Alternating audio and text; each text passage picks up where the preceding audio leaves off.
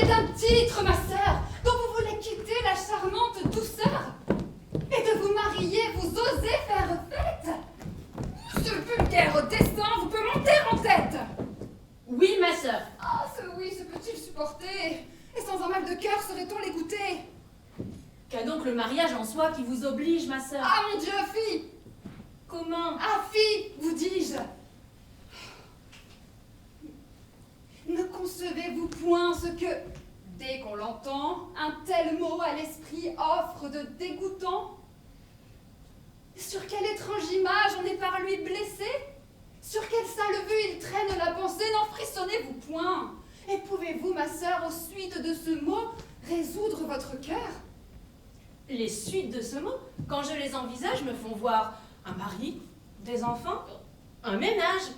Et je ne vois rien là, si j'en puis raisonner, qui blesse la pensée et fasse frissonner. De tels attachements au ciel sont pour vous plaire. Et qu'est-ce qu'à mon âge on a de mieux à faire que d'attacher à soi, par le titre d'époux, un homme qui vous aime et soit aimé de vous, et de cette union de tendresse suivie, se faire les douceurs d'une innocente vie. Ce nœud bien assorti n'a-t-il pas des appâts? Mon Dieu, que votre esprit est d'un étage bas, que vous jouez au monde un petit personnage, de vous claquemurer aux choses du ménage, et de n'entrevoir point de plaisir plus touchant qu'un idole d'époux et des marmots d'enfants. Laissez aux gens grossiers, aux personnes vulgaires, les bas amusements de ces sortes d'affaires. À de plus hauts objets, élevez vos désirs. Songez à prendre goût de plus nobles plaisirs, et traitant de mépris l'essence et la matière, à l'esprit, comme nous, donnez-vous tout entière. Vous avez notre mère en exemple à vos yeux que, du nom de savante, on honore en tout lieu. Tâchez, ainsi que moi, de vous montrer sa fille. Aspirez aux clartés qui sont dans la famille, et vous rendez sensibles aux charmantes douceurs que l'amour, que l'étude épanche dans les cœurs. Loin d'être aux lois d'un homme en esclave asservi, mariez-vous, ma sœur, à la philosophie, qui nous monte au-dessus de tout le genre humain et donne à la raison l'empire souverain, soumettant à ses lois la partie animale dont l'appétit grossier aux bêtes nous ravale. Ce sont là les beaux feux, les doux attachements qui doivent de la vie occuper les moments. Et les soins où je vois tant de femmes sensibles me paraissent aux yeux des pauvretés horribles. Le ciel, dont nous voyons que l'ordre est tout-puissant. Pour différents emplois, nous fabrique en naissant, et tout esprit n'est pas composé d'une étoffe qui se trouve taillée à faire un philosophe. Si le vôtre est né propres élévations où montent des savants les spéculations, le mien est fait, ma sœur, pour aller terre à terre, et dans les petits soins son faible se resserre. Ne troublons point du ciel les justes règlements, et de nos deux instincts suivons les mouvements. Habités par l'essor d'un grand et beau génie, les hautes régions de la philosophie, tandis que mon esprit, se tenant ici-bas, goûtera de l'hymen les terrestres appâts. Ainsi, dans nos desseins, l'une à l'autre contraire, nous saurons toutes deux imiter notre mère. Ah, Vous, du côté de l'âme et des nobles désirs. Moi, du côté des sens et des grossiers plaisirs. quand sur une personne on prétend se régler, c'est par les beaux côtés qu'il lui faut ressembler. Et ce n'est point du tout la prendre pour modèle, ma sœur, que de tousser et de cracher comme elle. Mais vous ne seriez pas ce dont vous vantez si ma mère n'eût eu que de ses beaux côtés. Eh bien, vous prend, ma sœur, que son noble génie n'est pas vaqué toujours à la philosophie. De grâce, souffrez-moi par un peu de bonté des bassesses à qui vous devez la clarté, et ne supprimez point voulant qu'on vous seconde quelque petit savant qui veut venir au monde.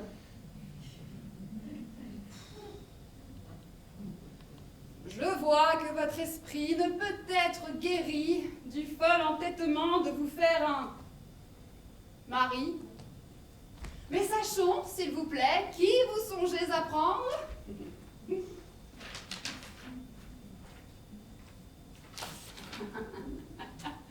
Votre visée, au moins, n'est pas mise à clitandre. Et par Par quelle raison n'y serait-elle pas? Manque-t-il de mérite? Est-ce un choix qui soit bas? Non, mais c'est un dessein qui serait malhonnête que de vouloir d'une autre enlever la conquête. Et ce n'est pas un fait dans le monde ignoré que Clitandre est pour moi hautement soupiré. Oui, mais tous ces soupirs chez vous sont choses vaines, et vous ne tombez pas aux bassesses humaines. Votre esprit à l'hymen renonce pour toujours, et la philosophie à toutes vos amours. J'ai bien pu pour époux refuser tout d'abord celui qui pour amant me plaît beaucoup encore. Et je n'ai fait que prendre au refus de votre âme ce qu'est venu m'offrir l'hommage de sa flamme. Mais à l'offre des vœux d'un amant dépité, trouvez-vous, je vous prie, entière sûreté? Croyez-vous pour vos yeux sa passion bien forte, et qu'en son cœur pour moi toute flamme soit morte? Il me le dit, ma sœur, et pour moi je le crois. Ah, ne soyez pas, ma sœur, d'une si bonne foi, et croyez, quand il dit qu'il me quitte et vous aime, qu'il n'y songe pas bien, et se trompe lui-même. Je ne sais, mais enfin, si c'est votre plaisir, il nous est bien aisé de nous en éclaircir. Je l'aperçois qui vient, et sur cette matière, il pourra nous donner une pleine lumière. Pour me tirer d'un doute où me jette ma sœur, entre elle et moi, Clitandre, expliquez votre cœur. Non, non, je ne veux point à votre passion imposer le tracas d'une explication. Je ménage les gens et sais comme embarrasse le contraignant effort de ses aveux en face. Non, madame, mon cœur qui dissimule peu ne sent nulle contrainte à faire un libre aveu. Dans aucun embarras un tel pas ne me jette, et j'avouerai tout haut, d'une âme franche et nette, que les tendres liens où je suis arrêté. Mon cœur et mes voeux sont tous de ce côté. Vos attraits m'avaient pris, et mes doux soupirs vous ont assez prouvé l'ardeur de mes désirs. Mon cœur vous consacrait une flamme immortelle. Oh, mais vos yeux n'ont pas cru leur conquête assez belle. Et je me suis cherché, lassé tant de peine, des vainqueurs plus humains et de moins rudes chaînes. Je les ai rencontrés, madame. Dans ses yeux, leurs traits à jamais me seront précieux. D'un regard pitoyable, ils ont séché mes larmes et n'ont point dédaigné le rebut de vos charmes. N'essayez donc point, madame, de rattraper un cœur résolu à mourir dans cette douce ardeur. Eh, monsieur, qui vous dit que l'on ait cette envie et que de vous enfin si fort on se soucie? Je vous trouve plaisant de vous le figurer et bien impertinent de me le déclarer. Et doucement, ma sœur, où donc est la morale qui sait si bien régir la partie animale et retenir la bride aux efforts du courroux? Vous parlez de morale, mais la pratiquez-vous? Répondant à l'amour que l'on vous fait paraître sans la permission de qui vous a fait naître. Sachez que le devoir vous soumet à leur loi, qu'il ne vous est permis d'aimer que par leur choix, qu'ils ont sur votre cœur l'autorité suprême et qu'il est criminel d'en disposer vous-même. Je rends grâce aux bontés que vous me faites voir de m'enseigner si bien les choses du devoir. Mon cœur, sur vos leçons, veut régler sa conduite. Et pour vous faire voir, ma sœur, que j'en profite, Clitandre, prenez soin d'appuyer votre amour de l'agrément de ce dont j'ai reçu le jour. Faites-vous sur mes vœux un pouvoir légitime et me donnez moyen de vous aimer sans crime. J'y vais de tous mes soins travailler autrement, et j'attendais de vous ce doux consentement.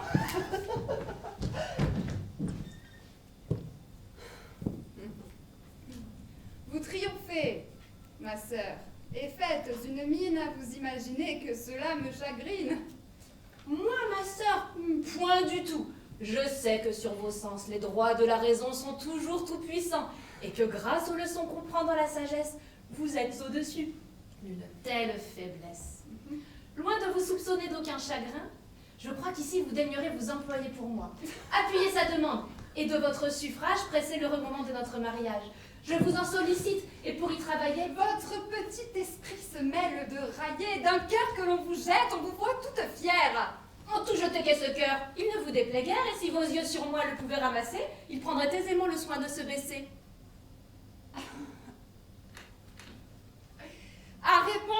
cela, je ne daigne descendre. Et ce sont ce discours qu'il ne faut pas entendre.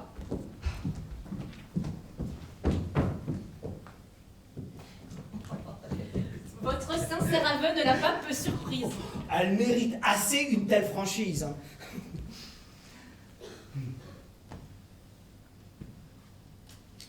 Mais puisqu'il m'est permis, vu votre amour que vous avez pour moi, je vais à votre père, madame.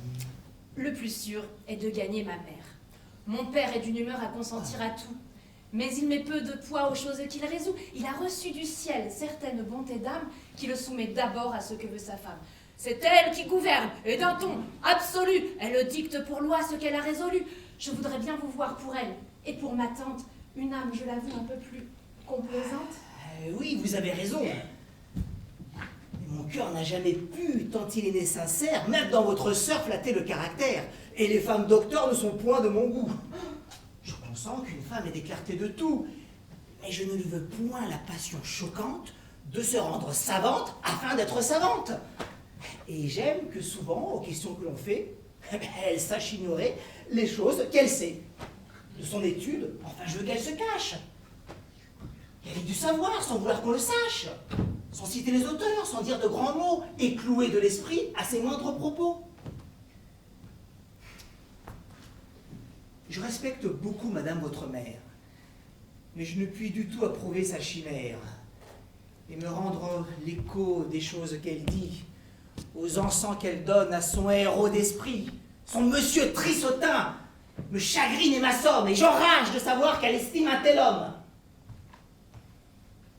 Qu'elle nous mette au rang des grands et beaux esprits, un bonnet dont partout on siffle les écrits.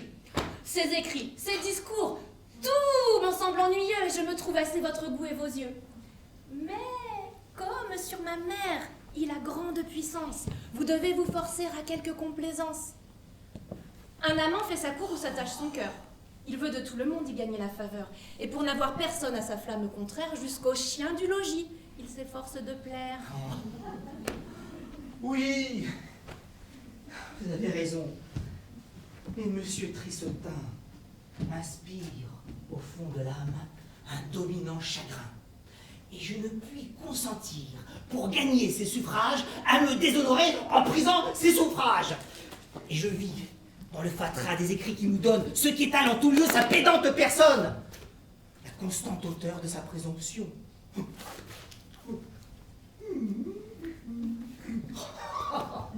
C'est intrépidité de bonne opinion.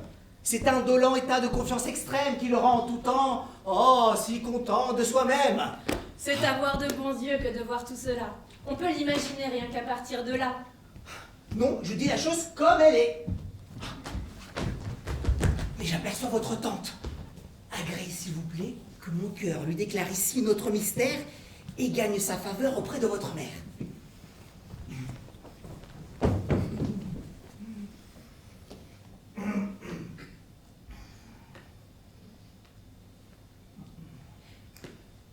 Souffrez, madame,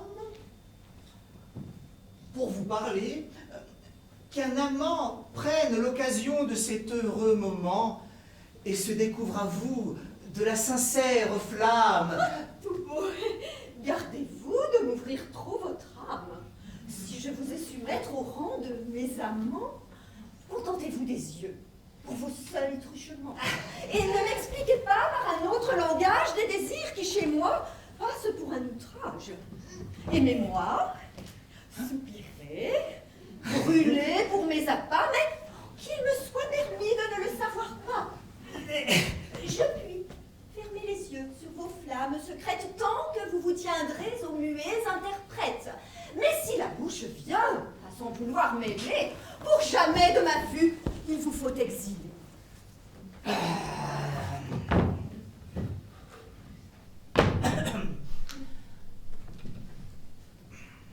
Des projets de mon cœur, n'y ait point d'alarme. Henriette, madame, est l'objet qui me charme.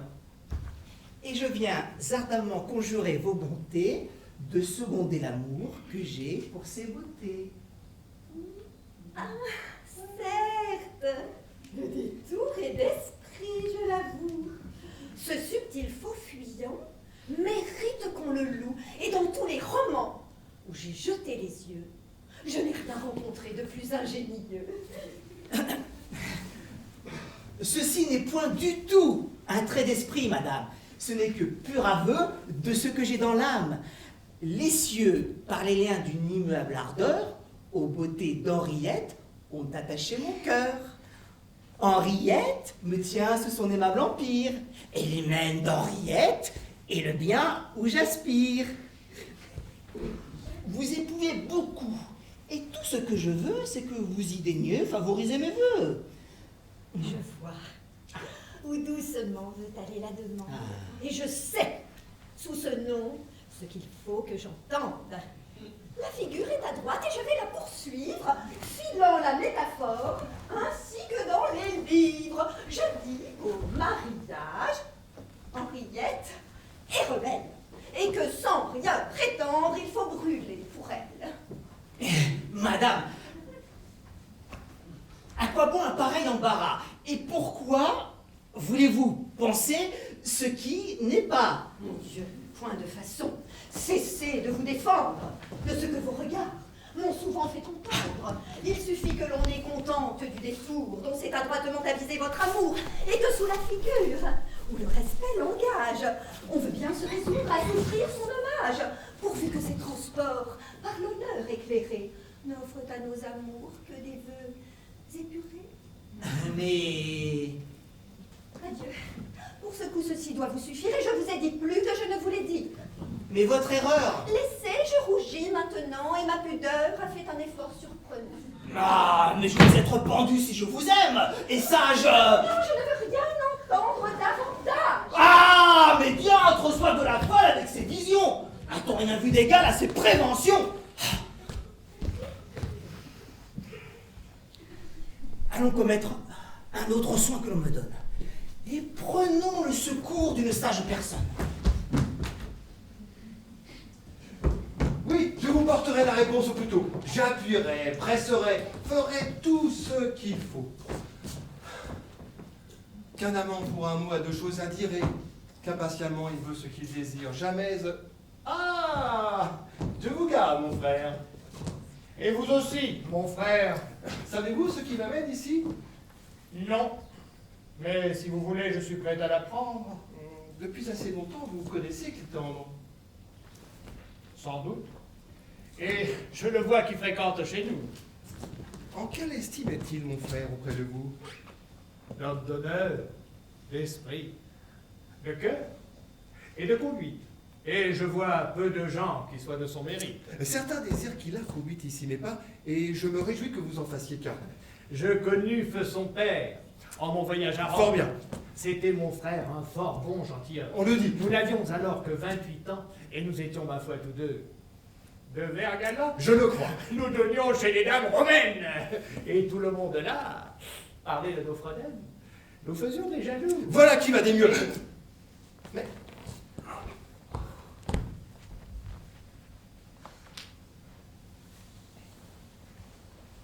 venons au sujet qui m'amène en ces lieux.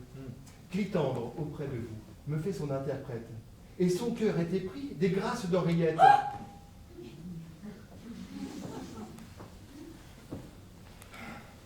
Quoi? De ma fille? Oui, Clitandre en est charmé.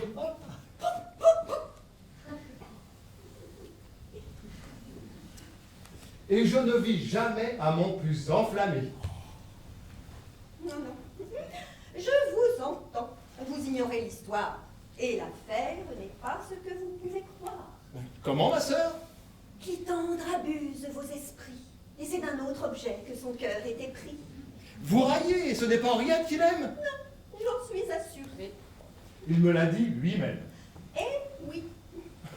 Vous me voyez, ma sœur, chargée par lui d'en faire la demande à son père aujourd'hui. Fort bien. Et ses amours m'ont même fait instance de presser les moments d'une telle alliance. Encore mieux. On ne peut tromper plus galamment. Henriette, entre nous, est un amusement, un voile ingénieux, un prétexte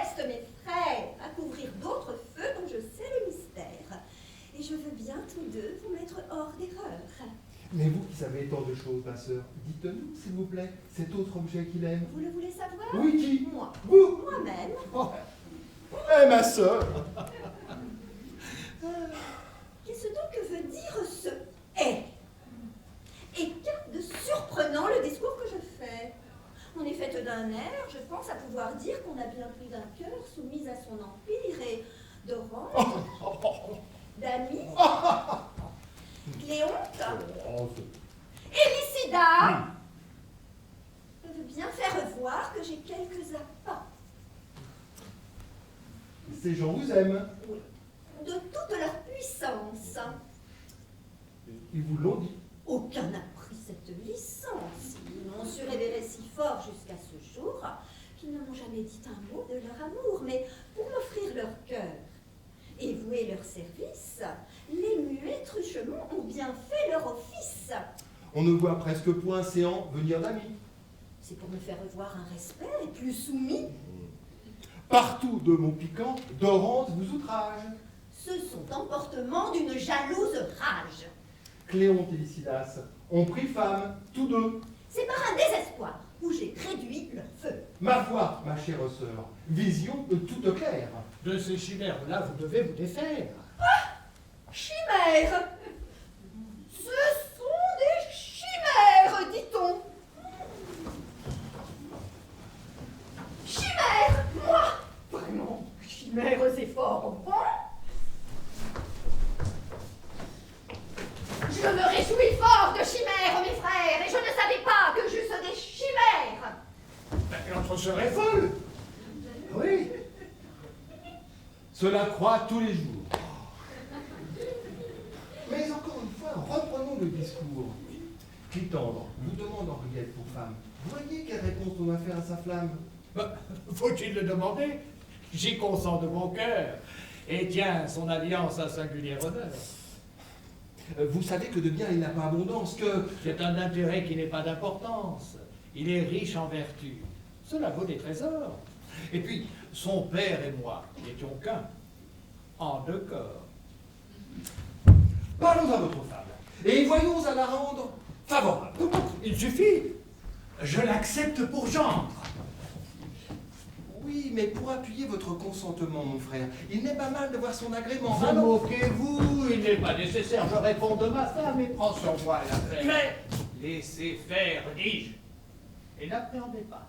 Je l'avais disposé aux choses de ce pas. Soit, je vais là-dessus sonder votre Henriette, et reviendrai savoir... C'est une affaire faite, et je vais à ma femme en parler, sans délai.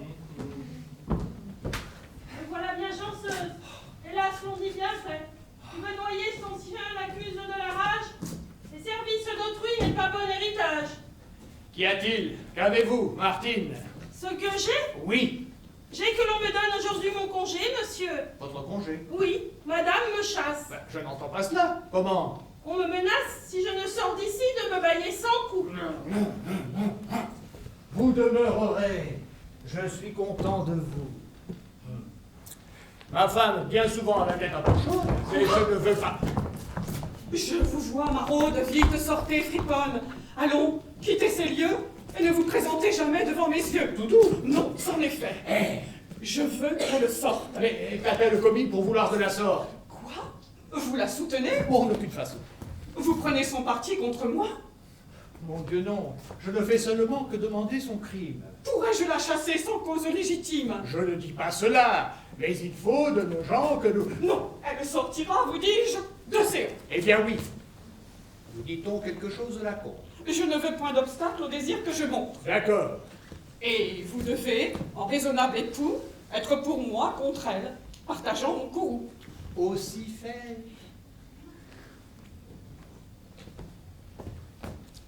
Oui, ma femme, avec raison, vous chasse, coquine. Et votre crime est indigne de grâce. Qu'est-ce donc que j'ai fait? Ma foi, je ne sais pas. Elle est d'humeur encore à n'en faire aucun cas. A-t-elle, pour donner matière à votre haine, cassé quelques miroirs ou quelques porcelaines? Pourrais-je la chasser? Et vous figurez-vous que pour si peu de choses, on se met en courroux? Et qu'est-ce à dire? L'affaire est donc considérable? Sans doute. Me voit-on femme déraisonnable? Est-ce qu'elle a laissé d'un esprit négligent dérober quelques aiguières ou quelques plats d'argent? Cela ne serait rien. Oh, peste la belle! Quoi? L'avez-vous surprise à n'être point fidèle? C'est pis que tout cela. Pis que tout cela? Pis. Comment diantre, friponne? A-t-elle commis? Elle a, d'une insolence à nulle autre pareille, après 30 leçons, insulté mon oreille, par l'impropriété d'un mot sauvage et bas, qu'en termes décisifs condamne Vaugelas. Est-ce là? Oui, toujours, malgré nos remontrances, elle heurte la grammaire plus que toutes les sciences. Du plus grand des forfaits, je la croyais coupable. Quoi? Vous ne trouvez pas ce crime impardonnable? Si fait. Je voudrais bien que vous l'excusassiez. Je l'égare. Il est vrai que c'est une pitié. Toute construction est par elle détruite quand des lois du langage. On l'a 100 fois instruite. Tout ce que vous prêchez, je crois bel et bon, mais je ne saurais moins parler votre jargon. Impudente! Appelez un jargon le langage fondé sur la raison et sur le bel usage. Quand on se fait comprendre, on parle toujours bien. Et tous vos beaux dictons ne servent pas de rien. Oh, mon Dieu, voilà encore de son style, ne servent pas de rien. Oh, cervelle indocile! Faut-il qu'avec les soins qu'on prend incessamment, on ne te puisse apprendre à parler congrument? De pas, mis avec rien, tu fais la récidive, alors qu'il ne faut qu'une forme négative. Mon Dieu, je n'avons point étudié comme vous, et je parlons tout droit comme on parle chez nous. Ah, peut-on y tenir? Quel solécisme horrible! En voilà pour tuer une oreille sensible. Ton esprit, je l'avoue, est bien matériel. Je. Mais un singulier, avant et pluriel. Veux-tu toute ta vie offenser la grammaire? Qui parle d'offenser grand-mère ni grand-père? Ciel! Grammaire est prise à contresens par toi. Et je t'ai dit déjà d'où vient ce mot. Ma foi, qu'ils viennent de Chaillot, d'Auteuil ou de Pontoise, cela ne me fait rien. Quelle âme villageoise! La grammaire, du verbe et du nominatif, comme de l'adjectif avec le substantif, nous enseignent les lois. J'ai, madame, à vous dire que je ne connais point ces gens-là. Quel martyr! Ce sont les noms des mots. Et l'on doit regarder en quoi c'est qu'il les faut faire ensemble accorder. Qu'ils s'accordent entre eux ou se fâchent, qu'importe. Eh mon Dieu! Finissez un discours de la sorte. Vous ne voulez pas, vous, me la faire sortir. Si fait. À son caprice, il me faut consentir. Là, ne l'irrite point. Retire-toi, Marty. Comment? Vous avez peur d'offenser la coquine? Vous lui parlez d'un ton tout à fait obligeant. Moi? Point. Allons, sortez! Va-t'en, ma pauvre enfant.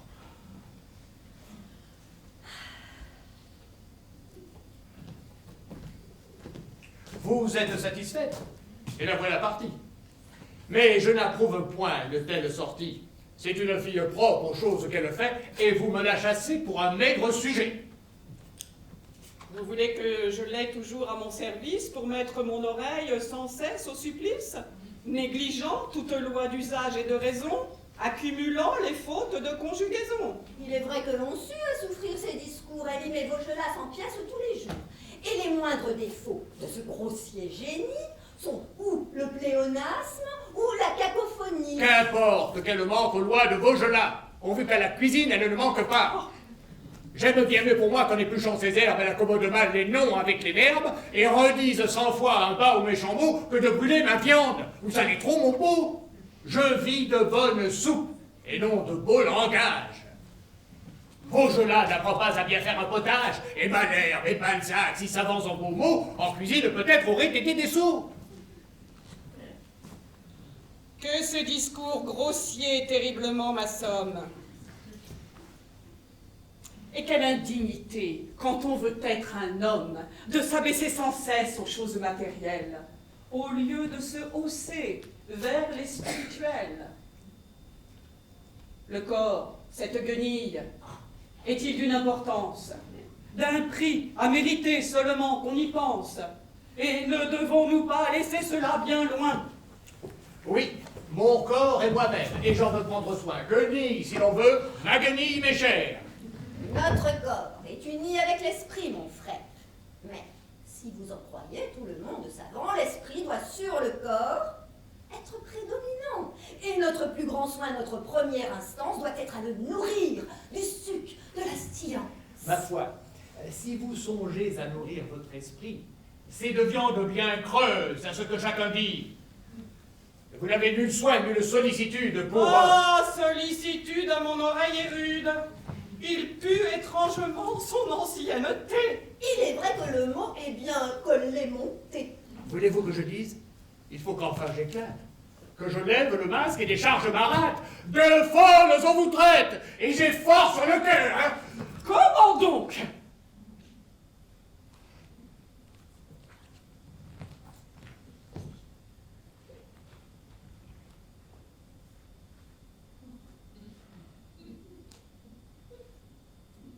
C'est à vous que je parle, ma sœur. Le moindre solécisme en parlant vous irrite, mais vous en faites-vous d'étranges en conduite. Vos livres éternels ne me contentent pas. Et or, un gros plus tard qu'à mettre à mes rabats, vous devriez brûler tout ce meuble inutile et laisser la science au docteur de la ville. Beauté pour faire bien du grenier de séant, cette longue lunette à faire peur aux gens et sans brimborion dans l'aspect importune. Ne pas aller chercher ce qu'on fait dans la lune, mais vous mêler un peu de ce qu'on fait chez vous, où nous voyons aller tous en dessus-dessous.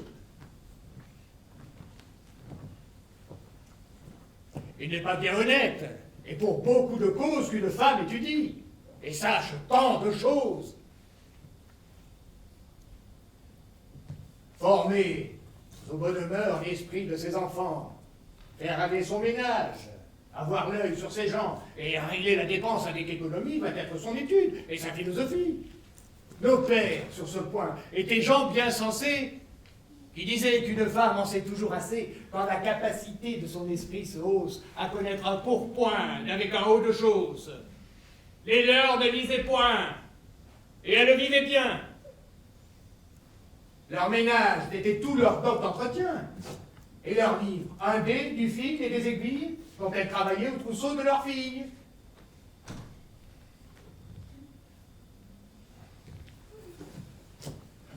Les femmes d'à présent sont de toute autre mœur. Elles veulent écrire et devenir auteurs. Nulle science n'est pour elles trop profonde, et séant, beaucoup plus qu'en aucun lieu du monde, les secrets les plus hauts se laissent concevoir. Et l'on sait tout chez moi. Or, ce qu'il faut savoir, on y sait comment vont Lune, l'étoile polaire, Vénus, Saturne et Mars, dont je n'ai point à faire. Et dans ce vain savoir qu'on va chercher si loin, on ne sait comment va mon pot, dont j'ai besoin. Les gens à la science aspirent pour vous plaire, mais tous ne font rien moins que ce qu'ils ont à faire. La raison est l'emploi de toute ma maison, et le raisonnement en bannit la raison. L'un brûle Monroe en lisant quelque histoire, l'autre rêve à des vers quand je demande à boire. Enfin, je vois par eux votre exemple suivi, et j'ai des serviteurs et ne suis point servi. Une pauvre servante, au moins, m'était restée, qui de ce mauvais air n'était pas infectée. Et voilà qu'on la chasse avec un grand fracas à cause qu'elle manque à parler vos jeux-là. Je vous le dis, ma sœur, tout ce train-là me blesse.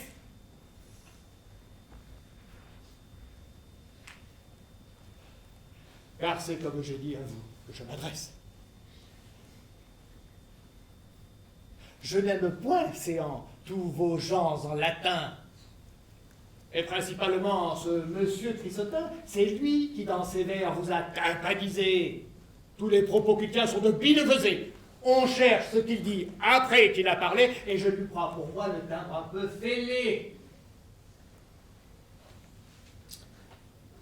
Quelle bassesse, ô ciel, et d'âme, et de langage. Est-il de petit corps un plus lourd assemblage?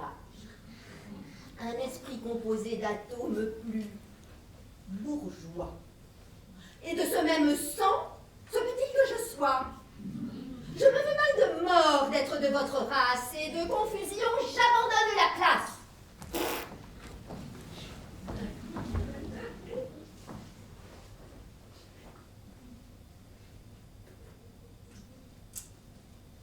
Avez-vous à lâcher encore quelques traits? Moi? Non. Ne parlons plus de querelle. C'est fait. Discourons d'autres affaires. Ah, votre fille est née.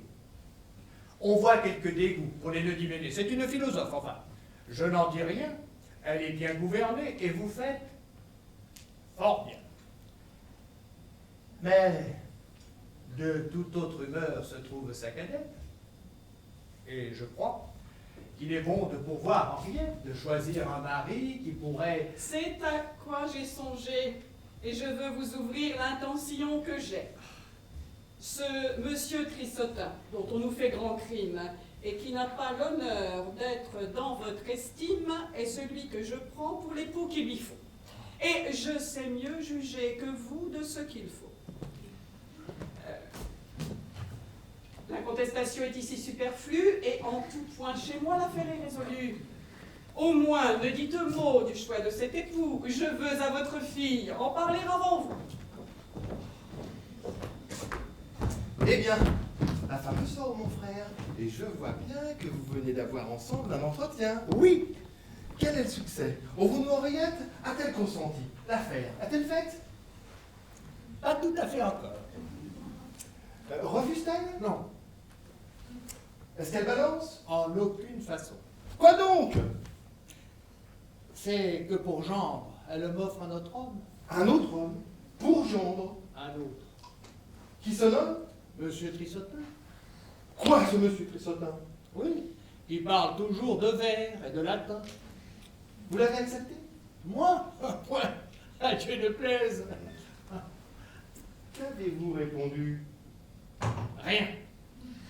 Et je suis bien aise de n'avoir pas parlé pour ne m'engager pas. La raison est fort belle, laissez faire un grand pas. Avez-vous su du moins lui proposer Clitandre? Non. Car comme j'ai su pour parler d'autre genre, j'ai cru qu'il était mieux de ne m'avancer point. Certes, votre prudence est rare au dernier point. N'avez-vous point de honte avec votre mollesse? Et ce petit canhomme est assez de faiblesse pour laisser à sa femme un pouvoir absolu et nous attaquer ce qu'elle a résolu? Mon Dieu, vous en parlez, mon frère, bien à l'aise. Et vous ne savez pas comme le bruit me pèse.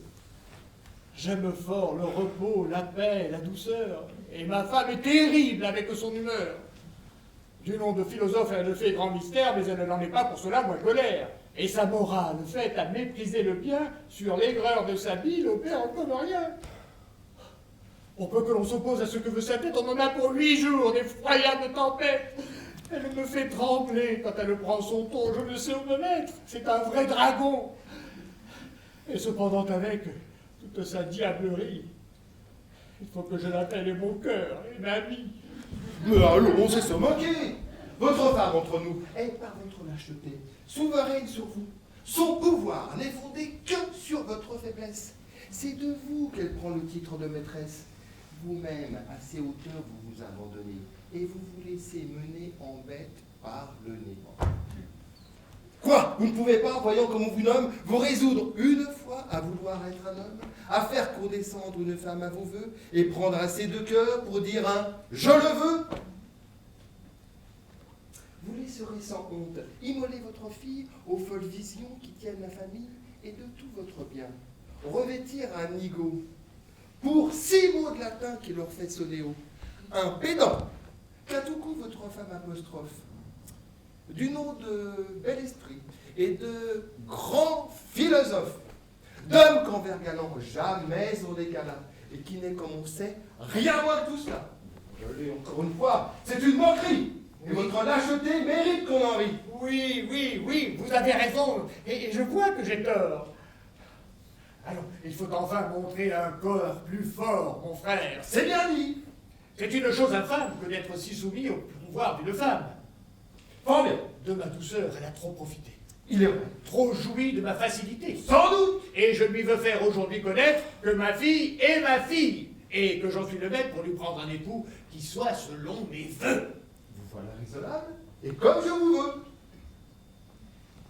Vous connaissez Clitor, et savez sa demeure. Faites-le moi chercher, mon frère, tout à l'heure. J'y cours tout de ce pas. C'est souffrir trop longtemps, et je m'en vais être homme à la barbe des gens.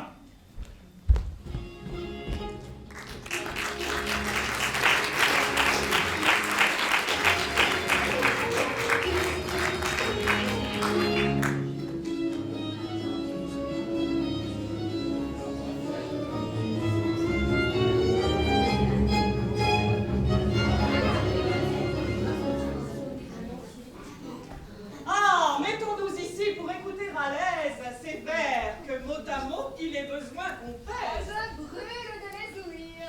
Et l'on s'en meurt chez nous. Ce sont charmes pour moi que ce qui part de vous. Ça met une douceur à nul autre pareil. Ce sont repas friands qu'on donne à mon oreille. Ne faites point languir de si pressants désirs. Dépêchez, faites tôt et hâtez nos plaisirs. À notre impatience, offrez votre épigramme. Hélas, c'est un enfant tout nouveau-né, madame. Son sort, assurément, a lieu de vous toucher, et c'est dans votre cœur que j'en viens d'accoucher. Pour me le rendre cher, il suffit de son père. Votre approbation lui peut servir de mère. Oh là! Pourquoi donc fuyez-vous? C'est de peur de troubler un entretien si doux. Approchez! Et venez de toutes vos oreilles prendre part au plaisir d'entendre des merveilles. Je sais peu les beautés de tout ce qu'on écrit, et ce n'est pas mon fait que les choses d'esprit. Il n'importe. Aussi ai-je à vous dire ensuite un secret dont il faut que vous soyez instruite. Les sciences n'ont rien qui vous puisse enflammer, et votre seul désir est de savoir charmer. Aussi peu l'un que l'autre, et je n'ai nulle envie. Oh, songeons à l'enfant nouveau-né, je vous prie. Allons, petit garçon, de quoi s'asseoir?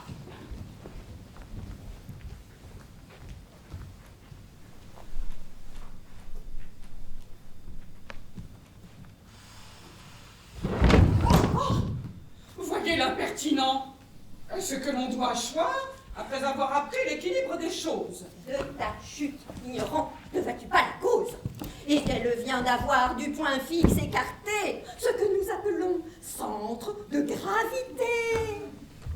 Il est vrai, j'ai reçu tout votre enseignement, en art du beau langage et en mathématiques, en chimie, en logique, en sciences physiques et en philosophie. Mais malheureusement, je m'en suis souvenu, madame étant par terre. Le lourdon! Bien lui prendre de n'être pas de verre. Oh, de l'esprit partout, cela ne t'arrive pas. Et servez-nous promptement votre aimable repas. Pour cette grande femme, qu'à mes yeux on expose, un plat seul de 8 verres me semble peu de choses. Et je pense qu'ici je ne ferais pas mal de joindre à l'épigramme, ou bien en madrigal, le ragoût d'un sonnet qui, chez une princesse, a passé pour avoir quelques délicatesses.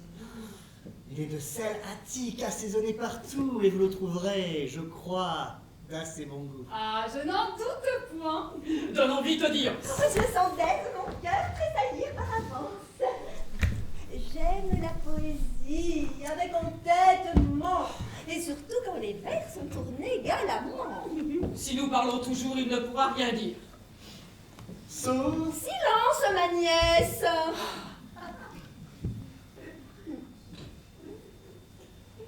sonnet sur sa fière à Uranie, princesse.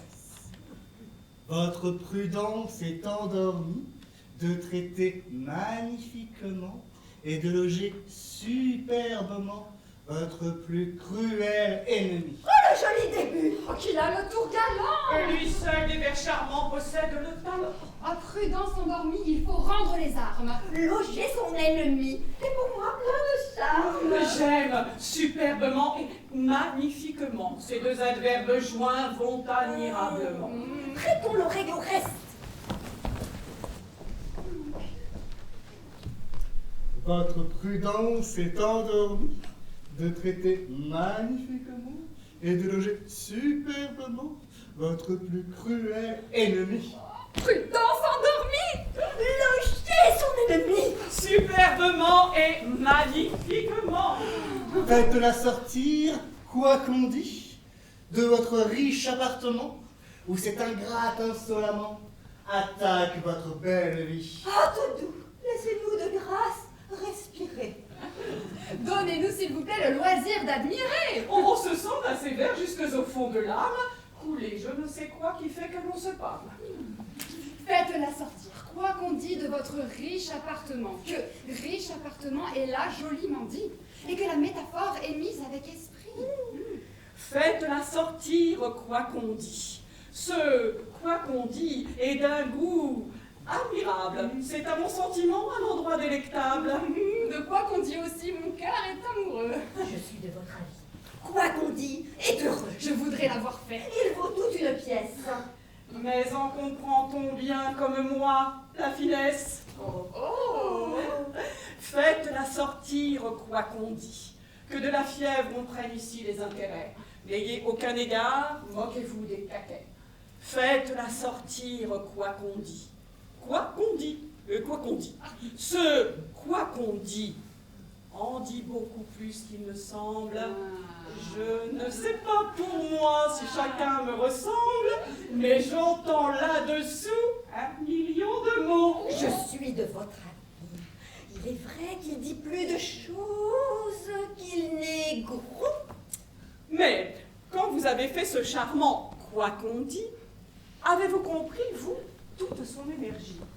Songiez-vous bien vous-même à tout ce qu'il nous dit, et pensiez-vous alors y mettre tant d'esprit? Hey, J'ai fort aussi l'ingrate dans la tête. Cette ingrate de fièvre, injuste, malhonnête, qui traite mal les gens qui la logent chez eux.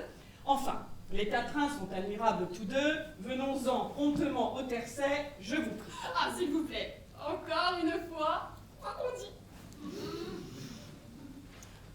faites-la sortir, quoi qu'on dit, Quoi qu'on dit, de votre riche appartement, riche appartement, où cette ingrate insolemment cette ingrate de fièvre, attaque votre belle vie. votre belle vie. Quoi? Sans respecter votre rang, elle s'en prend à votre sang, et nuit et jour vous fait outrage. Si vous la conduisez au bain, sans la marchander davantage, noyez-la de vos propres mains. On n'en peut plus. On se meurt de plaisir. De mille doux frissons, nous nous sentons saisir. Si vous la conduisez au bain. Sans la marchander davantage. Noyez-la. Noyez-la de vos propres mains. De vos propres mains là, noyez-la dans le bain. Chaque pas dans vos verres rencontre un trait charmant. Partout, on s'y promène avec ravissement. On n'y saurait marcher que sur de belles choses. Ce sont petits chemins tout parsemés de roses. Le sommet, donc, vous semble Admirable, nouveau. Et jamais personne n'a rien fait de si beau. Oh, sans émotion, pendant cette lecture, vous faites de là, ma nièce, une étrange figure.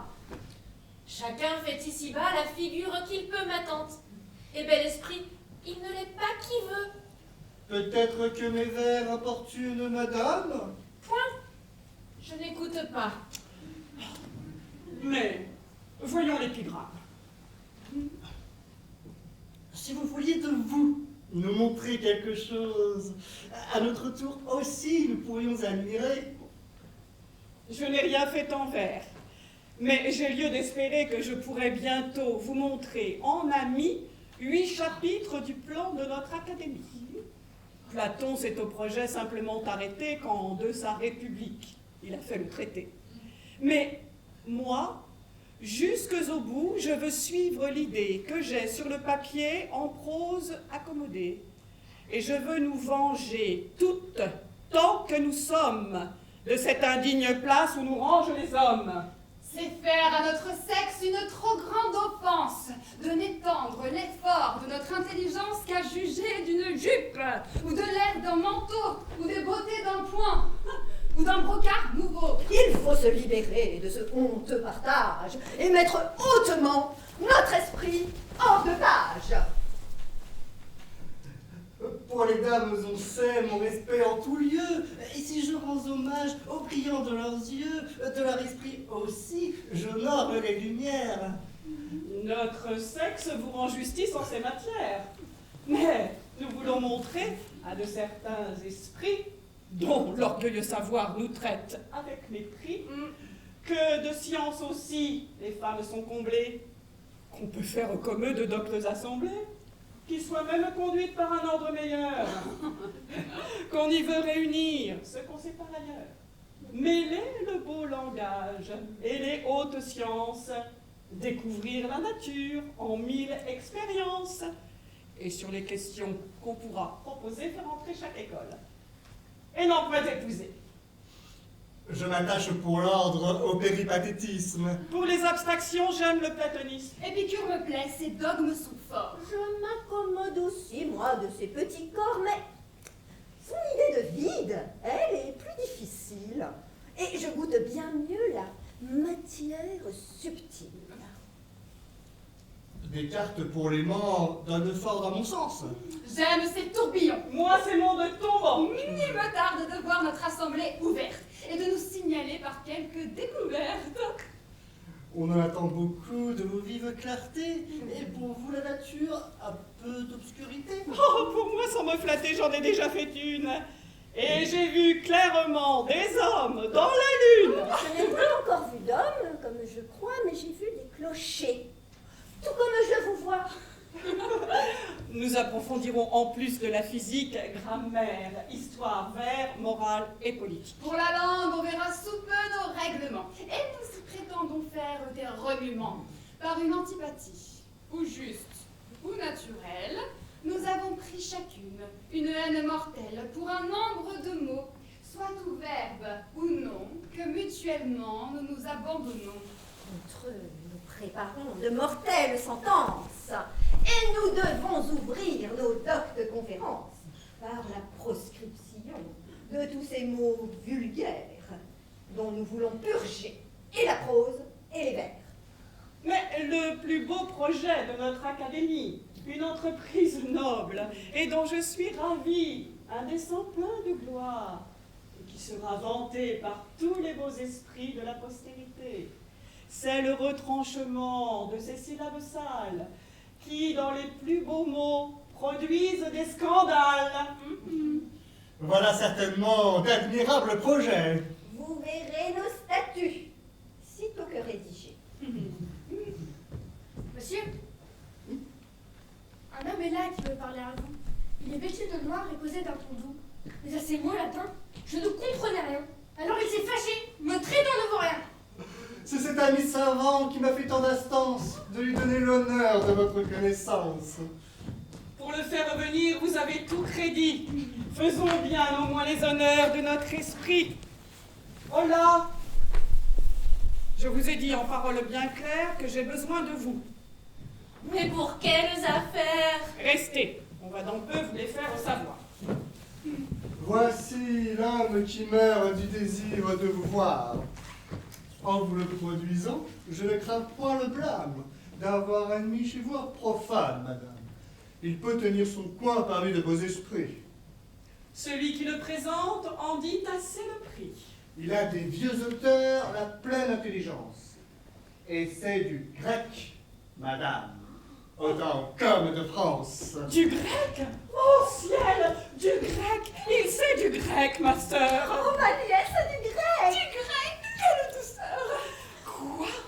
Monsieur, c'est du grec? Oh, permettez de grâce, monsieur, que pour l'amour du Grec. On vous embrasse. Ne nous embrassons pas. Mon cher monsieur Vadius, afin de faire barrage au coronavirus.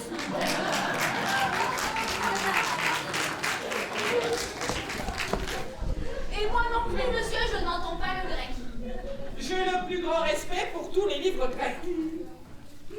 Je crains d'être fâcheux par l'ardeur qui m'engage à vous rendre aujourd'hui, madame, mon hommage. Et j'aurais pu troubler quelques dots d'entretien. Monsieur, avec du grec, on ne peut gâter rien.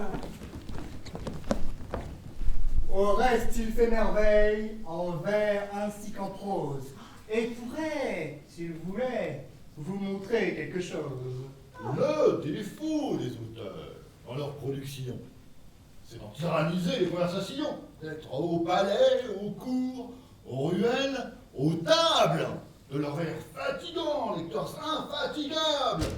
Pour moi, je ne vois rien de plus sot, à mon sens. Un auteur qui partout réclame son sens, qui, les premiers venus, saisissant les oreilles, en fait le plus souvent les martyrs de ses veilles. On ne m'a jamais vu ce fol entêtement. Et d'un grec, là-dessus, je suis le sentiment, qui, par un dogme express, défend à tous ces sages l'indigne empressement de lire leurs ouvrages. Voici de petits vers pour de jeunes amants, sur quoi je voudrais bien avoir vos sentiments. Vos vers ont des beautés que n'ont point tous les autres. Les grâces et Vénus règnent dans tous les vôtres. Nous avons vu des éclats d'un style qui passe entre tous attraits, Théocrite et Virgile. Vos odes ont un air noble, galant et doux, qui laisse de bien loin notre race après vous. Est-il rien d'amoureux comme vos chansonnettes? Peut-on voir rien d'égal au sonnet que vous faites? Rien qui soit plus charmant que vos petits rondeaux? Rien de si plein d'esprit que tous vos madrigaux. Aux ballades surtout, vous êtes admirables. Et dans les vous rimés, je vous trouve adorable. Si la France pouvait connaître votre prix. Si le siècle rendait justice aux beaux esprits. En carrosse dorée, vous iriez par les rues. On verrait le public vous dresser des statues. C'est une balade que je veux vous montrer. Vous m'en... Avez-vous vu un certain petit sonnet sur la fièvre qui tient la princesse Uranie? Oui. Hier, il me fut lu dans une compagnie. Vous en savez l'auteur? Et je sais fort bien que, sans exagérer, son sonnet ne vaut rien.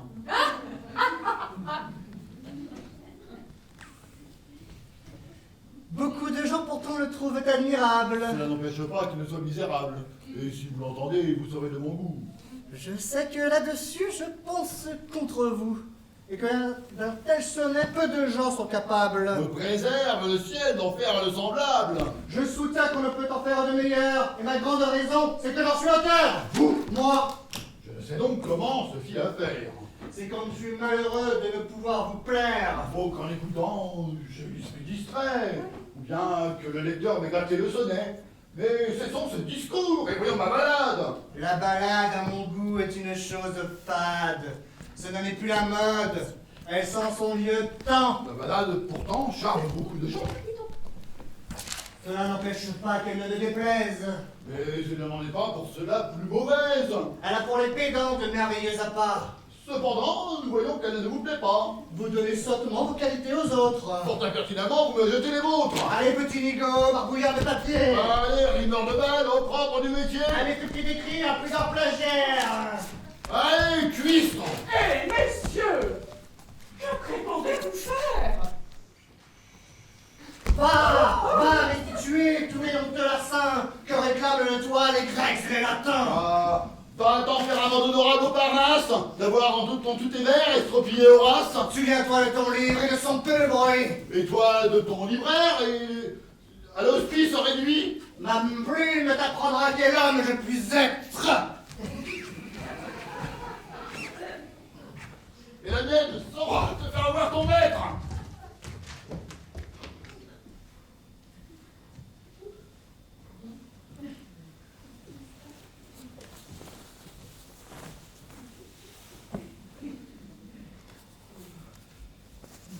À mon emportement, ne donnez aucun blâme. C'est votre jugement que je défends, madame, dans le sonnet qu'il a l'audace d'attaquer. le comprendre ainsi, je me veux appliquer. Mais parlons d'autres affaires. Approchez, Henriette.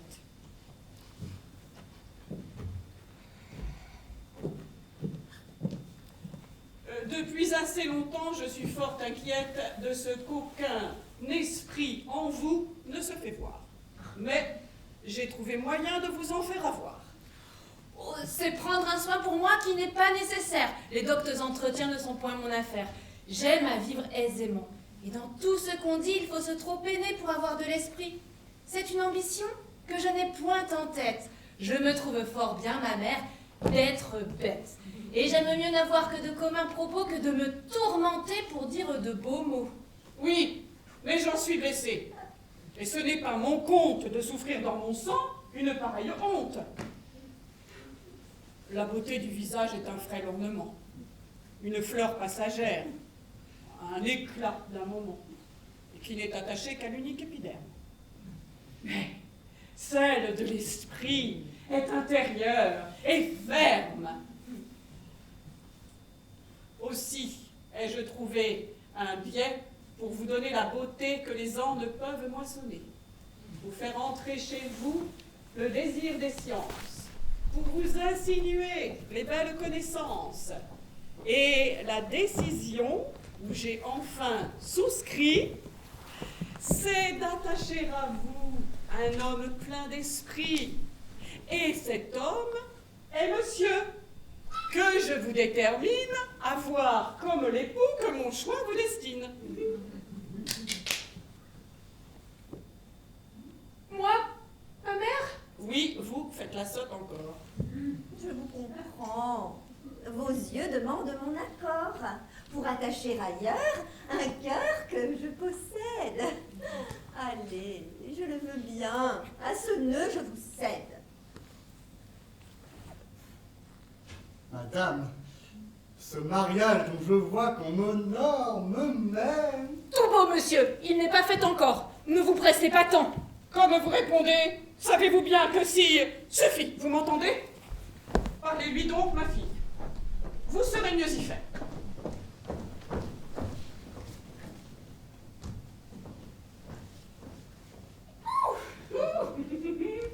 On voit briller pour vous les soins de notre mère. Son choix ne se pouvait d'un plus illustre époux. Si le choix est si beau, que ne le prenez-vous? Mais c'est à vous, non à moi, que sa main est donnée. Je vous le cède tout comme à ma sœur aînée.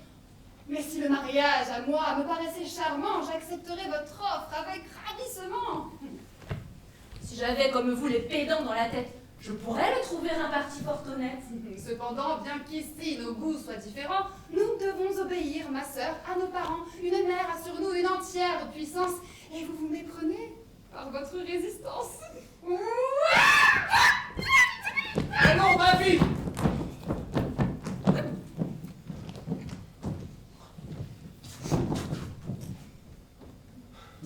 Il faut approuver mon dessein. Ôtez ce gant. Touchez à monsieur dans la main et le considérez désormais dans votre âme comme homme dont je veux que vous soyez la femme. De ce côté, ma sœur, vos penchants sont fort grands. Il nous faut obéir, ma sœur, à nos parents. Un père a sur nos vœux une entière puissance. Une mère a sa part à notre obéissance. Qu'est-ce à dire? Je dis que j'appréhende fort qu'ici, ma mère et vous ne soyez pas d'accord. Taisez-vous, Péronnet! Allez philosopher tout dessous avec elle. Et de mes actions, ne vous mêlez en rien. Dites-lui ma pensée. Et l'avertissez bien qu'elle ne vienne pas m'échauffer les oreilles. Allons, vite! Fort bien, vous faites des merveilles. Quel transport, quelle joie, que mon destin est doux. Allons, prenez sa main et passez devant nous. Menez-la dans sa chambre.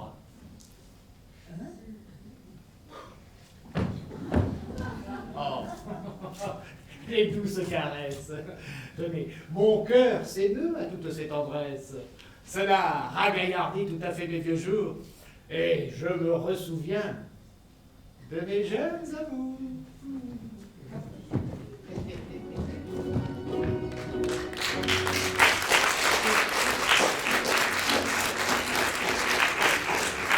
Oui,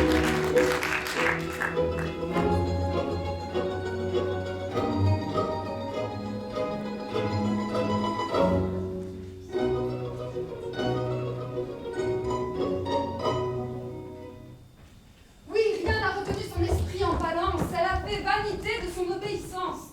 Elle verra qui gouverne, ou sa mère ou son père, ou l'esprit ou le corps, la forme ou la matière. On vous en devait plein, au moins un compliment, et ce petit monsieur en use étrangement de vouloir malgré vous devenir votre gendre. Il n'en est pas encore où son cœur peut prétendre. Je le trouvais bien fait, et j'aimais vos amours, mais dans ses procédés, il m'a déplu toujours. Il sait que Dieu merci, je me mêle d'écrire, et jamais il ne m'a prié de lui rien lire. Je ne souffrirais point si j'étais que de vous, que jamais d'Henriette il puisse être l'époux. Et l'on me ferait tort d'avoir quelques pensées que là-dessus je parle en fille intéressée. Et que le lâche tour que l'on voit qu'il me fait jette au fond de mon cœur quelques dépits secrets. Contre de pareils coups, l'âme se fortifie du solide secours de la philosophie. Et par elle, on se peut mettre au-dessus de tout. Mais vous traiter ainsi, c'est vous pousser à bout. Il est de votre honneur d'être à son esprit contraire, et c'est un homme enfin qui ne doit point vous plaire, car jamais je n'ai vu qu'il soit dit entre nous qu'il eût au fond du cœur de l'estime pour vous. Petit sot! Quelque bruit que votre gloire fasse, toujours pour vous louer, il a paru de glace. De brutal. Et 20 fois, comme ouvrage nouveau, j'ai lu des vers de vous qu'il n'a point trouvé beaux. Oh, l'impertinent! Souvent nous en étions aux prises, et vous ne croiriez point de combien de sottises. Ah, madame. De grâce, un peu de charité, ou tout au moins un peu d'honnêteté. Quel mal vous ai-je fait? Et quelle est mon offense pour armer contre moi toute votre éloquence? Parlez, dites. D'où vient ce courroux effroyable? Je veux bien que madame en soit jugée équitable. Si j'avais le courroux dont on veut m'accuser, je trouverais assez de quoi l'autoriser. Vous en seriez trop digne. Et les premières flammes s'établissent des droits si sacrés sur les âmes qu'il faut perdre fortune et renoncer au jour plutôt que de brûler des feux d'un autre amour. Au changement de vœux, nulle horreur ne s'égale, et tout cœur infidèle est un monstre en morale. Appelez-vous, madame, une infidélité ce que de ma part votre âme ordonnait la fierté? Vos charmes ont d'abord possédé tout mon cœur. Il a brûlé 2 ans d'une constante ardeur. Tous mes soins, tous mes feux ne peuvent rien sur vous, et je vous trouve contraire à mes vœux le plus doux.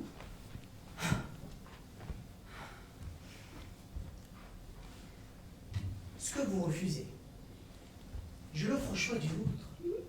Voyez, est-ce madame, ou ma faute, ou la vôtre? Mon cœur court-il au change, ou vous m'y poussez? Est-ce moi qui vous quitte, ou moi? Vous me chassez?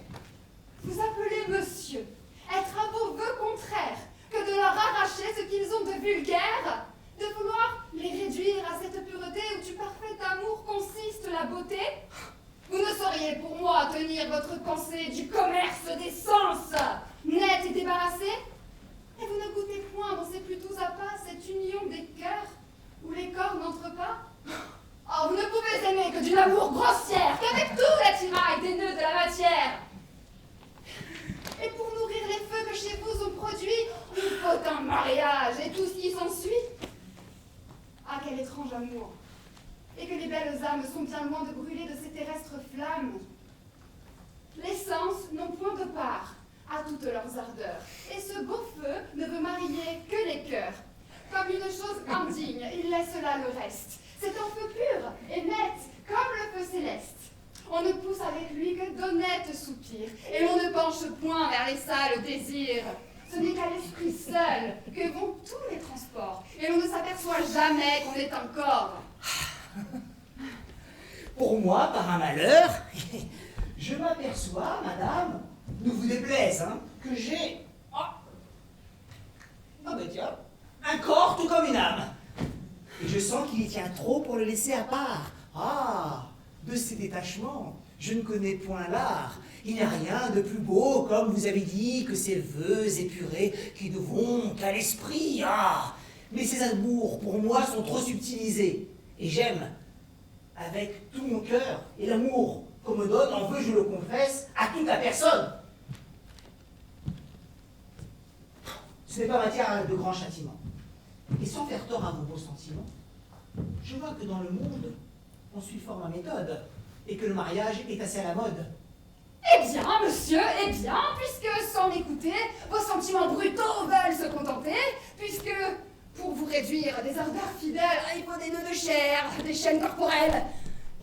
Si ma mère le veut, je résous mon esprit à consentir pour vous à ce dont il s'agit.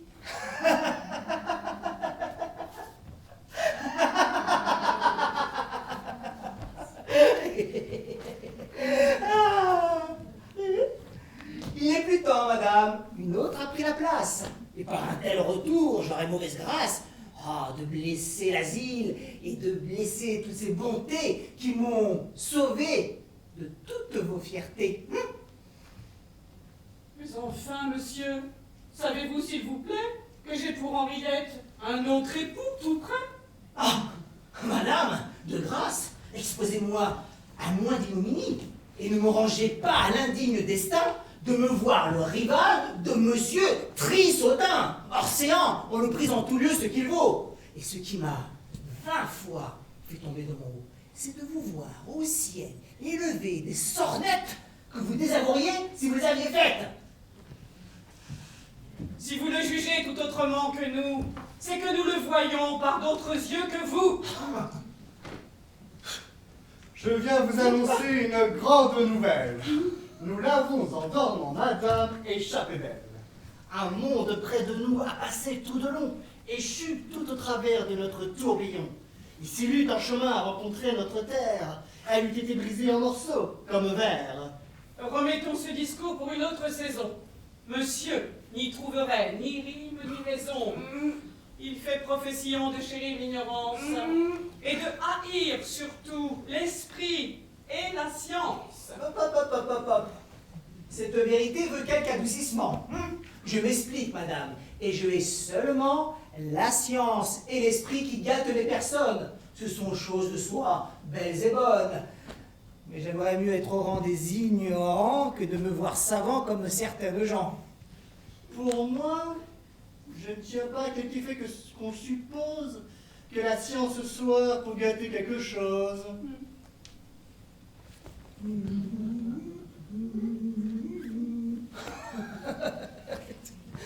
Et mon sentiment est qu'en fait, comme en propos, la science est sujette à faire de grands sauts. Le paradoxe est fort. Sans être fort habile, la preuve m'en serait, je pense, assez facile. Si les raisons manquaient, j'en suis sûr qu'en tout cas, les exemples fameux ne me manqueraient pas. Vous pourriez en citer qui ne concluraient guère. Oh, je n'irai pas bien loin pour trouver mon affaire. Pour moi, je ne vois pas ces exemples fameux.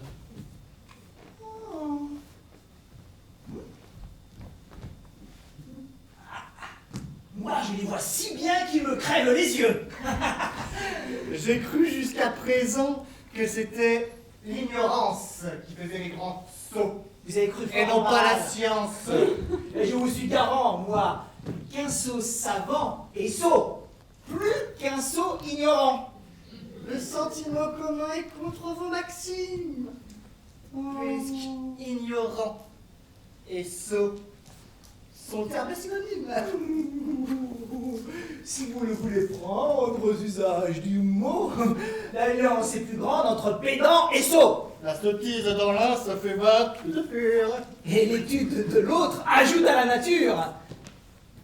Il faut que l'ignorance ait pour vous de grands charmes, puisque pour elle, ainsi, vous prenez dans les armes. Oh, si pour moi, l'ignorance a des charmes bien grands, c'est depuis qu'à mes yeux s'offrent certains savants. C'est certains savants-là peuvent, à les connaître, valoir certaines gens que nous voyons paraître. Oui, si on s'en rapporte à ces certains savants.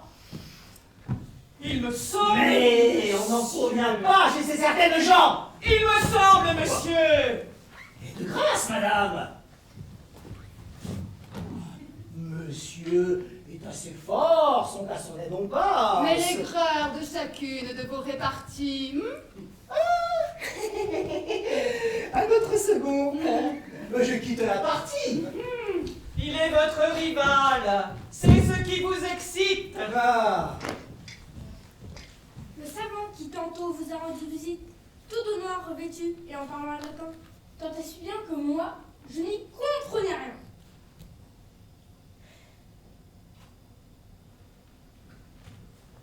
Et venez me trouver comme votre valet. Madame, il vous exhorte à lire ce billet. Quelque important que soit ce qu'on veut que je lise, apprenez, mon ami, que c'est une sottise de venir se jeter au travers d'un discours, et qu'à une sonnette, il faut avoir recours pour s'introduire en valet qui sait vivre. Je noterai cela, madame, dans mon livre. J'ai déjà écrit les diverses sciences, et j'y ajouterai toutes les biensciences. Trisotin s'est vanté, madame, qu'il épouserait votre fille. Je vous donne avis que sa philosophie n'en veut qu'à vos richesses, et que vous ferez bien de ne point conclure ce mariage que vous n'ayez vu le poème que je compose contre lui. En attendant cette peinture où je prétends vous le dépeindre de toutes ses couleurs, je vous envoie Horace, Virgile, Terence et Catulle, où vous verrez noter en marge tous les endroits qu'il a pillés. Voilà de cet époux à ma fille promis, le mérite attaqué par beaucoup d'ennemis, et ce déchaînement, aujourd'hui, me convie à faire une action qui confonde l'envie.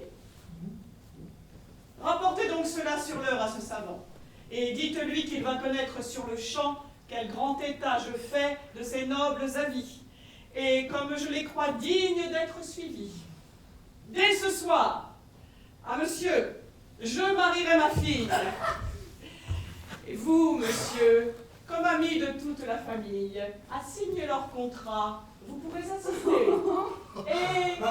Et je vous y veux bien, de ma part, invité. Armande, prenez soin de quérir le notaire et d'aller avertir votre sœur de l'affaire.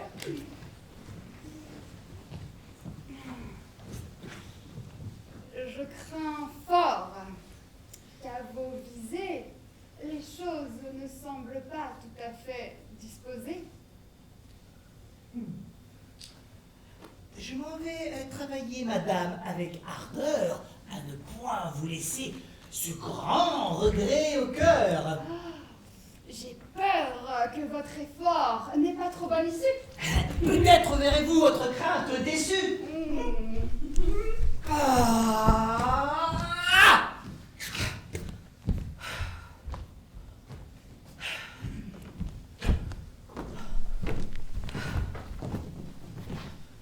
Monsieur, sans votre appui, je serais malheureux. Madame, votre femme, a refusé mes vœux. Son cœur prévenu veut Trisotin pour gendre. Mais quelle fantaisie a-t-elle donc pu prendre? Pourquoi diantre vouloir ce monsieur Trisotin? C'est par l'honneur qu'il a de rimer en latin qu'il a sur son rival emporté l'avantage. Elle veut dès ce soir faire ce mariage. Dès ce soir? Et dès ce soir. Et dès ce soir, je veux, pour la contrecarrer, vous marier, vous deux. Pour dresser le contrat, elle envoie au notaire. Je vais le quérir pour celui qui doit faire. Ah, je vous recommande avec pleine puissance de bien vous préparer à cette autre alliance. Ah, je lui ferai voir si pour donner la loi, il est dans ma maison d'autres maîtres que moi. Nous allons revenir. Songez à nous attendre. Allons, suivez mes pas, mon frère. Et vous, mon gendre?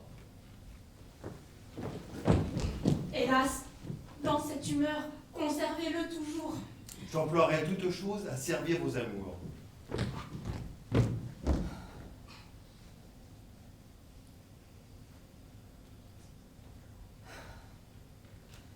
Quelques secours puissants compromettent à ma flamme. Mon plus solide espoir, c'est votre cœur, madame. Pour mon cœur, vous pouvez vous assurer de lui.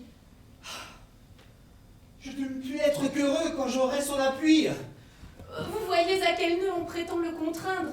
Tant qu'il sera pour moi, je ne vois rien à craindre.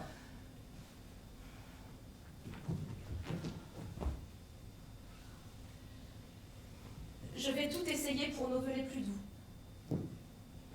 Et si tous mes efforts ne me donnent à vous, il est une retraite où notre âme se donne qui m'empêchera d'être à toute autre personne.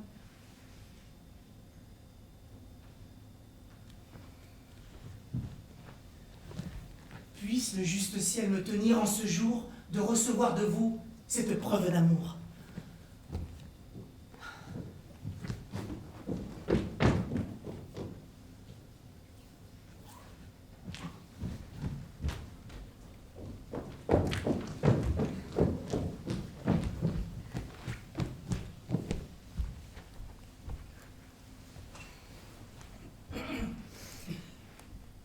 C'est sur le mariage où ma mère s'apprête que j'ai voulu, monsieur, vous parler tête à tête. Et j'ai cru dans le trouble où je vois la maison que je pourrais vous faire écouter la raison. Je sais qu'avec mes vœux, vous me jugez capable de vous porter en dot un bien considérable.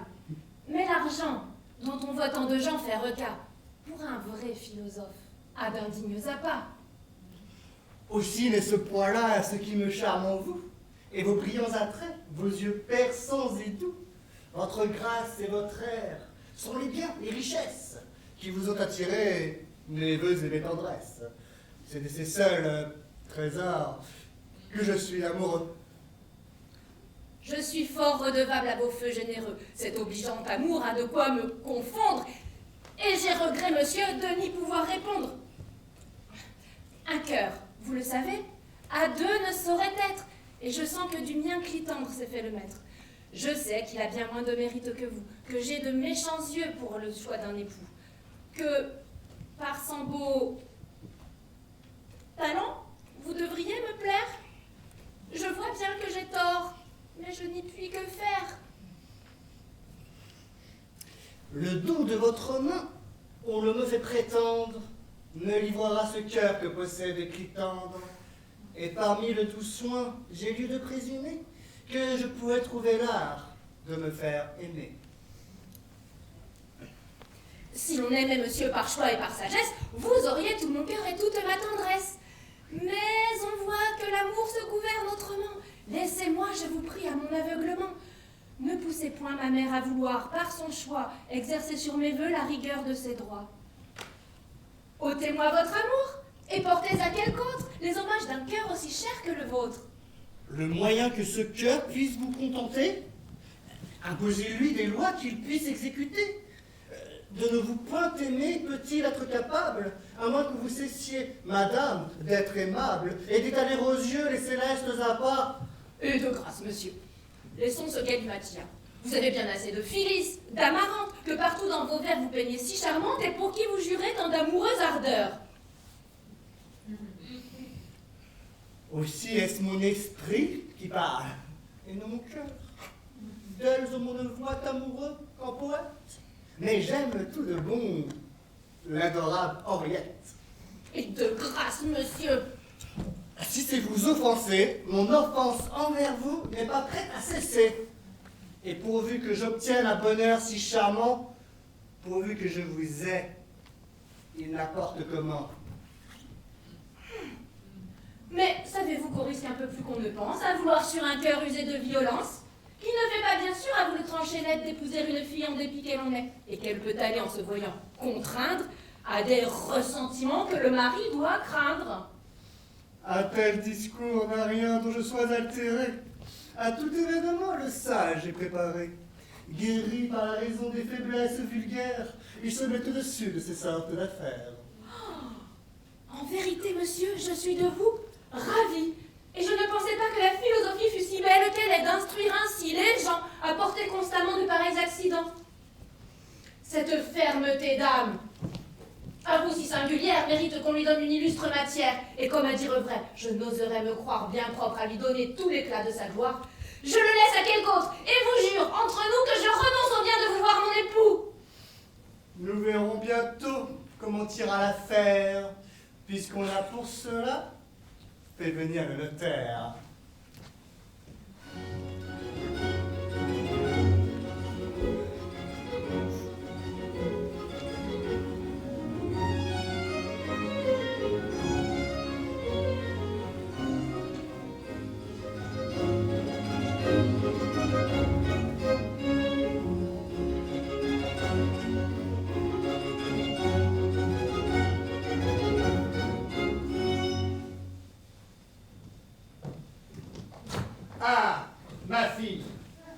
Je suis bien aise de vous voir. Allons, venez vous en faire votre devoir et soumettre vos vœux aux volontés d'un père. Je veux apprendre à vivre à votre mère. Et pour la mieux braver, voilà malgré ses dents, Martine, que j'amène et rétablit séant. Vos résolutions sont dignes de louange. Gardez que votre humeur, mon père, ne vous change. Soyez ferme à vouloir ce que vous souhaitez, et ne vous laissez point séduire à vos bontés. Ne vous relâchez pas, et faites bien en sorte d'empêcher que sur vous, ma mère ne l'emporte. Comment? M'apprenez-vous ici pour un bonnet? M'en préserve le ciel. Suis-je un fa, s'il vous plaît? Je ne dis pas cela. Me croit-on incapable des fermes sentiments d'un homme raisonnable? Non, mon père. Est-ce donc qu'à l'âge où je me vois, je n'aurai pas l'esprit d'être maître chez moi? Si fait. Et que j'aurai cette faiblesse d'âme de me laisser mener par le nez à ma femme? Et non, mon père. Ouais. Qu'est-ce donc que ceci? Si je vous ai choqué, ce n'est pas mon envie. Je vous trouve plaisante de me parler ainsi. Ma volonté séante doit être en tout suivie. Fort bien, mon père. Aucun, hors moi, dans ma maison, n'a le droit de commander. Oui, vous avez raison. C'est moi qui tiens le rang de chef de la famille. D'accord. C'est moi qui dois disposer de ma fille. Eh oui. Le ciel m'a donné un plein pouvoir sur vous. Qui vous dit le contraire? Et pour prendre un époux, je vous ferai bien voir que c'est à votre père qu'il vous faut obéir, non pas à votre mère. Hélas, vous flattez là les plus doux de mes vœux. Veuillez être obéi, c'est tout ce que je veux. Nous verrons si ma femme a des désirs rebelles. La voici qui conduit le notaire avec elle. Oh. Secondez-moi bien tous. Comptez-y. J'aurai soin de vous encourager autant que de besoin. Vous ne sauriez changer votre style sauvage et nous faire un contrat qui soit en beau langage. Votre style est très bon. Je serais un sot, madame, de pouvoir échanger un seul mot. Quelle barbarie au milieu de la France. Mais au moins, en faveur, monsieur de la science, veuillez au lieu d'écus, de livres et de francs, nous exprimer la dot en mines et talents et datés par les mots d'ides et de calendes. Quoi? Si j'allais, madame, accorder vos demandes, je me ferais siffler par tous mes compagnons. De cette barbarie, en vain, nous nous plaignons. Allons, monsieur, prenez la table pour écrire. Ah, la pudente ose encore se produire. Pourquoi donc, s'il vous plaît, est-elle toujours chez moi? Tantôt, avec loisir, on vous dira pourquoi. Nous avons maintenant autre chose à conclure. Procédons au contrat. Où donc est la future? Celle que je marie est la cadette. Bon, oui, la voilà, monsieur. Henriette est son nom. Fort bien. Et le futur? L'époux que je lui donne est monsieur. Et moi, celui qu'en propre personne je prétends qu'elle épouse, est monsieur. 2 époux. C'est trop pour la coutume. Mais où vous arrêtez-vous? Mettez, monsieur Chrysotin pour mon gendre. Pour mon gendre, mettez, monsieur Clitandre. Mettez-vous donc d'accord. Et d'un jugement mûr. Voyez à convenir entre vous du futur. Suivez, monsieur, le choix où je m'arrête. Faites, ô monsieur, les choses à ma tête. Dites-moi donc à qui j'obéirai des deux. Quoi donc? Vous combattez les choses que je veux? Je ne saurais souffrir qu'on devienne ma fille que pour l'amour du bien qu'on voit dans ma famille. Vraiment, à votre bien, en songe peu ici, car c'est là, pour un sage, un bien piètre souci. Enfin, pour son époux, j'ai fait choix de Clitandre. Et moi, pour son époux, voici que je veux prendre. Mon choix sera suivi, c'est un point résolu. Ouais, vous le prenez là d'un ton bien absolu. Ce n'est point à la femme à prescrire, et je somme pour céder le dessus en toutes choses aux hommes. C'est bien dit. Mon congé 100 fois me fut-il hoc, la poule ne doit point chanter devant le coq. Sans doute. Et nous voyons bien que d'un homme on se gausse, quand sa femme chez lui porte le haut de choses. Il est vrai. Si j'avais un mari, je le dis, je voudrais qu'il se fît le maître du logis. Si je parlais trop haut, je trouverais fort bon qu'avec quelques soufflets, il rabaissât mon ton. Elle a dit vérité. Monsieur est raisonnable de vouloir pour sa fille un mari convenable. Et par quelle raison, jeune et bien fait qu'il est, lui refuser Clitandre? Et pourquoi, s'il vous plaît, lui bailler un savant qui sans cesse épilogue? Il lui faut un mari, non pas un pédagogue. Et ne voulant savoir le grec ni le latin, Elle n'a pas besoin de monsieur Trissotin. Fort bien. Il faut souffrir qu'elle jase à son aise. Les savants ne sont bons que pour prêcher en chaise. Et pour mon mari, moi, 1000 fois je l'ai dit, je ne voudrais jamais prendre un homme d'esprit. L'esprit n'est point du tout ce qu'il faut en ménage. Les livres cadrent mal avec le mariage. Et je veux, si jamais on engage ma foi, un mari qui n'ait point d'autre livre que moi, qu'il ne sache A ni B, n'en déplaise à madame, et ne soit en un mot docteur que pour sa femme. Est-ce assez, et sans trouble, ai-je assez écouté votre digne interprète? Elle a dit vérité. Et moi, pour trancher court, il faut que mon désir s'exécute. Monsieur et madame seront joints de ce pas. Je l'ai dit, je le veux. Ne me répliquez pas. Et si votre parole à clitandre est donnée, offrez-lui le parti d'épouser son aîné. Oh. Voilà dans cette affaire un accommodement. Voyez, y trouvez-vous quelques arrangements? Et mon père, Mais monsieur, On pourrait bien lui faire des propositions qui sauraient mieux lui plaire. Hélas, nous préférons une espèce d'amour qui doit être épuré comme l'astre du jour. La substance qui pense, si peut être reçue, et nous en bannissons la substance étendue. J'ai regret de troubler un mystère joyeux par le chagrin qu'il faut que j'apporte en ces lieux. Ces 2 lettres me font porteur de 2 nouvelles qui vont certainement vous sembler très cruelles. L'une pour vous me vient de votre procureur. L'autre, pour vous, me vient de Lyon. Quel malheur digne de nous troubler pourrait-on nous écrire? Cette lettre en contient un que vous pouvez lire. Madame, j'ai prié monsieur, votre beau-frère, de vous donner cette lettre qui vous dira ce que je l'ai osé vous dire. La grande négligence que vous avez pour vos affaires a été cause que le clerc de votre rapporteur ne m'a point averti. Et vous avez complètement perdu votre procès que vous deviez gagner. Votre procès perdu? Vous vous troublez beaucoup, et mon cœur n'est point du tout ébranlé de ce coup. Le peu de soins que vous avez vous coûte 40 000 écus, et c'est à payer cette somme avec les dépens que vous êtes condamné par arrêt de la cour. Condamné? Oh, ce mot est choquant et n'est fait que pour les criminels? Il a tort, en effet. Et vous êtes là, justement, récrié. Il devait avoir mis que vous êtes prié, par arrêt de la cour, de payer au plus tôt 40 000 écus et les dépens qu'il faut. Voyons l'autre.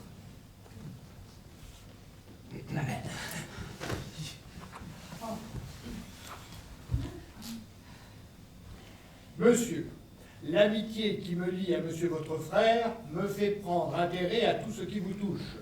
Je sais que vous avez mis votre bien entre les mains d'Argante et de Damon, et je vous donne avis quand même un jour, ils ont fait toutes banqueroute. Oh ciel, perdre tout à la fois ainsi mon bien. Quel honteux transport, fille! Cela n'est rien. Il n'est pour le vrai sage aucun revers funeste. Et perdant toutes choses, à soi-même, il se reste. Achevons notre affaire et quittez votre ennui. Son bien nous peut suffire, et pour nous, et pour lui. Non, madame, cessez de presser cette affaire, puisqu'à cette union, tout le monde est contraire, et que mon but n'est point de contraindre les gens. Cette réflexion vous vient en peu de temps? Elle suit de bien près, monsieur, notre disgrâce? De tant de résistance, à la fin, je me lasse, et j'aime mieux renoncer à tout cet embarras, et ne veux point d'un cœur qui ne se donne pas. Je vois, monsieur, non pas pour votre gloire, ce que jusqu'à présent, j'ai refusé de croire. Vous pouvez voir de moi tout ce que vous voudrez, et je regarde peu comment vous le prendrez. Et je ne suis point homme à souffrir l'infamie des refus offensants qu'il faut qu'ici je suis. Je vaux plus que de moi en fasse plus de cas, et je baise les mains qui ne me veulent pas.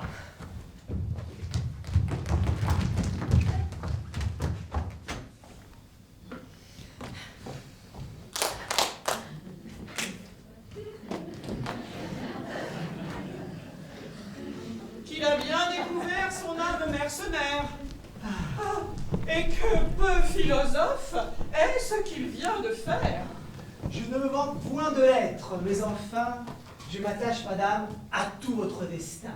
Et j'ose vous offrir avec ma personne ce qu'on sait que de bien la fortune me donne. Vous me charmez, monsieur, par ce trait généreux, et je veux couronner vos désirs amoureux. Oui, j'accorde à Henriette à l'ardeur empressée. Non, ma mère, je change à présent de pensée. Souffrez que je résiste à votre volonté. Quoi? Vous vous opposez à ma félicité? Lorsqu'à mon amour, je vois chacun se rendre. Je sais le peu de bien que vous avez, Clitandre. Je vous chéris assez dans cette extrémité pour ne vous charger point de notre adversité. Mais tout destin avec vous me peut être agréable. Tout destin me serait sans vous insupportable. N'est-ce que le motif que nous venons d'entendre qui vous fait dire non à ce que veut Clitandre? Sans cela, vous verriez tout mon cœur y courir, et je ne fuis sa main que pour le trop chérir. Laissez-vous donc lier par des chaînes si belles. Je ne vous ai porté que de fausses nouvelles. C'est un stratagème, un surprenant recours que j'ai voulu tenter pour servir vos amours. Pour détromper ma sœur et lui faire connaître ce que son philosophe à l'essai pouvait être. Que le ciel en soit loué! J'en ai la joie au cœur par la tristesse qu'aura ce lâche déserteur. Voilà le châtiment de sa basse avarice. Voir en effet que ce mariage s'accomplisse. Je le savais bien, moi, que vous l'épouseriez! Pensez donc alors vous me sacrifier? Mais non, ce n'est point vous que je leur sacrifie. Et vous avez l'appui de la philosophie pour voir d'un œil content couronner leur amour. Se souviennent au moins qu'ils m'adorent toujours. En désespoir, souvent l'on se marie et puis l'on s'en repent pour le temps de sa vie. Allons, monsieur, suivez l'ordre que j'ai prescrit et faites le contrat ainsi que je l'ai dit. Ouais.